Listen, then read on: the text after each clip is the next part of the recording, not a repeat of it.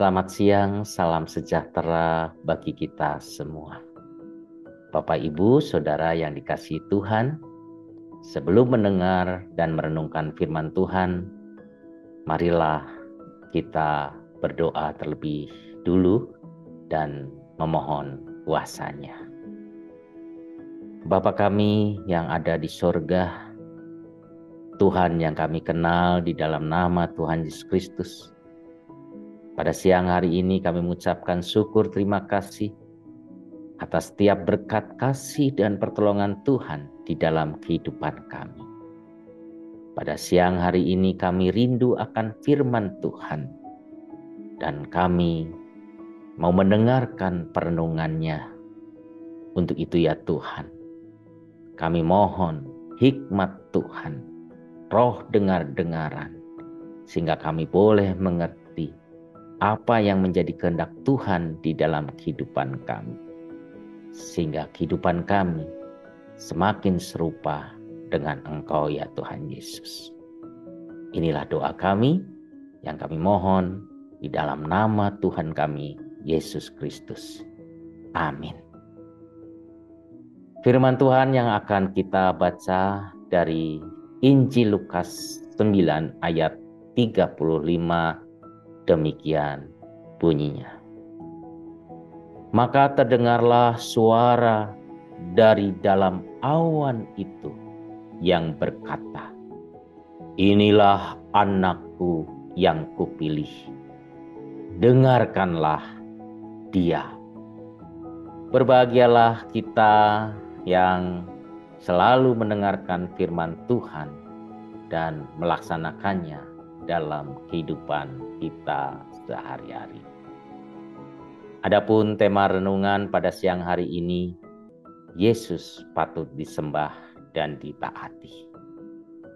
Bapak, Ibu, Saudara yang dikasihi Tuhan Yesus, sebenarnya bahan renungan siang ini 9 ayat. Lengkapnya Lukas 9 ayat 28 sampai 36. Bacaan ini merupakan satu perikop yang menuliskan peristiwa Yesus dimuliakan di atas gunung. Dalam peristiwa itu, ketika Yesus sedang berdoa, rupa wajahnya berubah dan pakaiannya menjadi putih berkilau-kilauan. Dan tampaklah dua orang berbicara dengan dia, yaitu Musa dan Elia. Keduanya menampakkan diri dalam kemuliaan. Saat itu peristiwa tersebut kita kenal dengan istilah transfigurasi. Artinya perubahan bentuk.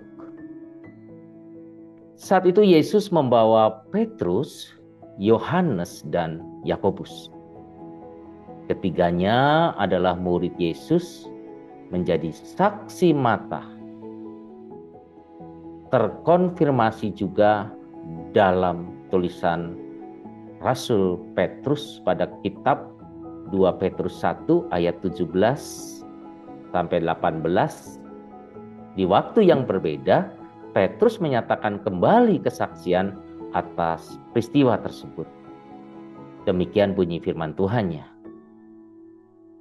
Kami menyaksikan bagaimana ia menerima kehormatan dan kemuliaan dari Allah Bapa ketika datang kepadanya suara dari Yang Maha Mulia yang mengatakan, "Inilah anak yang kukasihi, kepadanya lah aku berkenan."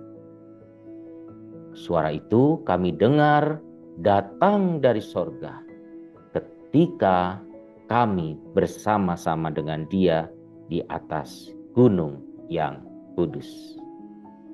Bapak, Ibu, Saudara yang dikasihi Tuhan Yesus. Diceritakan tak lama setelah penampakan peristiwa transfigurasi, datanglah awan menaungi mereka, diduga para murid. Dan ketika mereka masuk ke dalam awan itu, takutlah mereka. Maka terdengarlah suara dari awan itu yang berkata, "Inilah anakku yang kupilih. Dengarkanlah dia." Seperti ayat di atas, ayat 35. Itulah sedikit cerita singkat yang melatar belakangi ayat bacaan hari ini terkait tema renungan siang ini. Bapak, Ibu, Saudara yang dikasihi Tuhan Yesus Kristus, tema Yesus patut disembah dan ditaati, saya mencoba merenung lebih dalam. Terjadilah proses dialektika yang panjang di pikiran saya. Terbesit seolah-olah Tuhan memaksa untuk menyembah dan menaati Dia.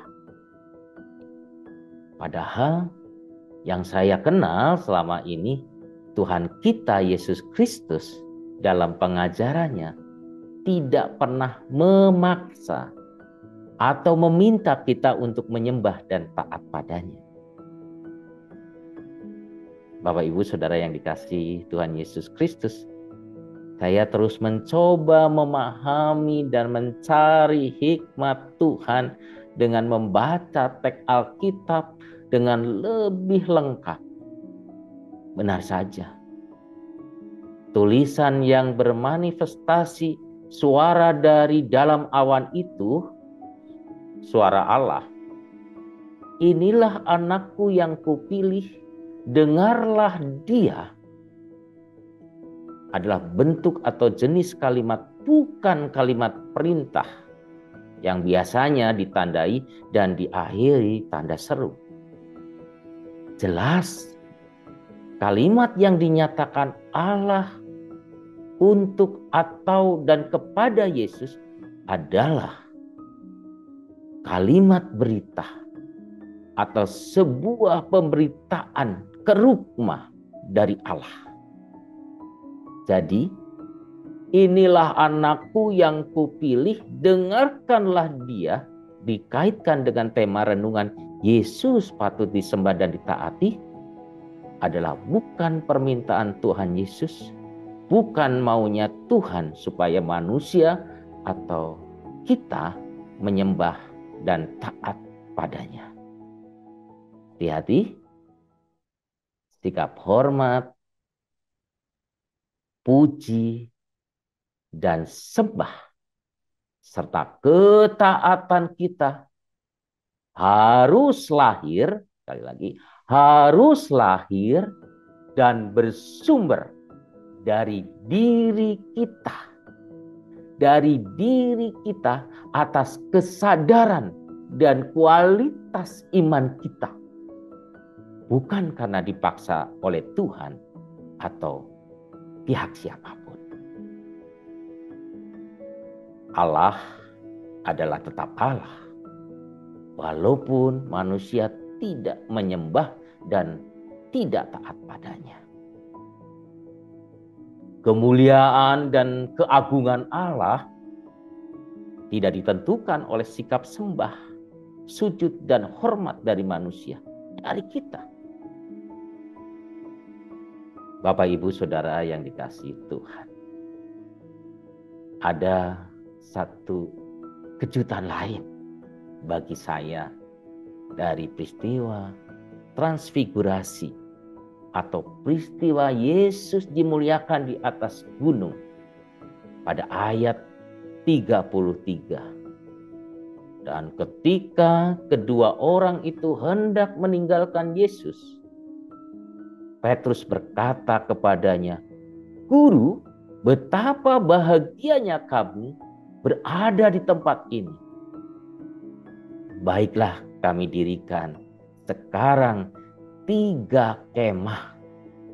Satu untuk engkau, satu untuk Musa, dan satu untuk Elia.' Petrus, sang murid Yesus, pihak yang melihat langsung dengan mata kepalanya sendiri, menyaksikan peristiwa Yesus dimuliakan Allah. Sikap bahagianya adalah sikap insani yang amat wajar. Cuma ketika respon berikutnya mendirikan 3 kemah,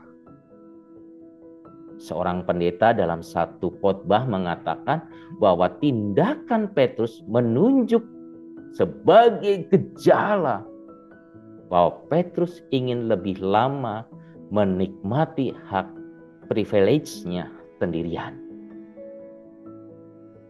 Gambaran kecenderungan ego manusia menggenggam kemuliaan Allah cuma untuk dirinya sendiri. Petrus alih-alih menyembah Tuhan Yesus, malah seketika itu juga pikirannya membangun sekaligus menggenggam sifat atau karakter insani sebagai egoisme diri. Saking bahagianya, manusia cenderung menjadi lupa diri. Bapak, Ibu, Saudara yang dikasihi Tuhan, refleksi yang saya dapat atas sebuah pertanyaan, Yesus patut disembah dan ditaati?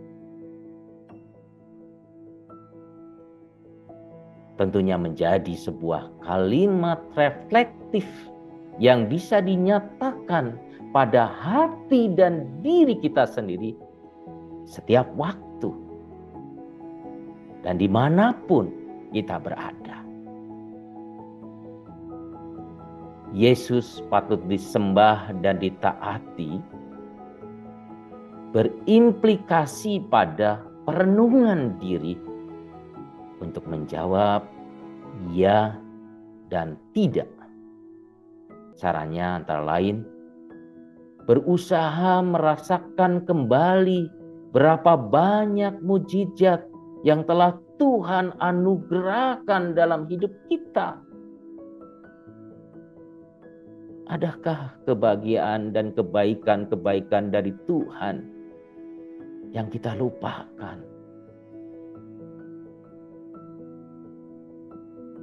Ketika kita berusaha mengingat apa yang kita lihat, sang murid Yesus bernama Petrus pun menyaksikan langsung dengan mata kepalanya sendiri, melihat kemuliaan Allah, jatuh dalam sikap mementingkan dirinya sendiri.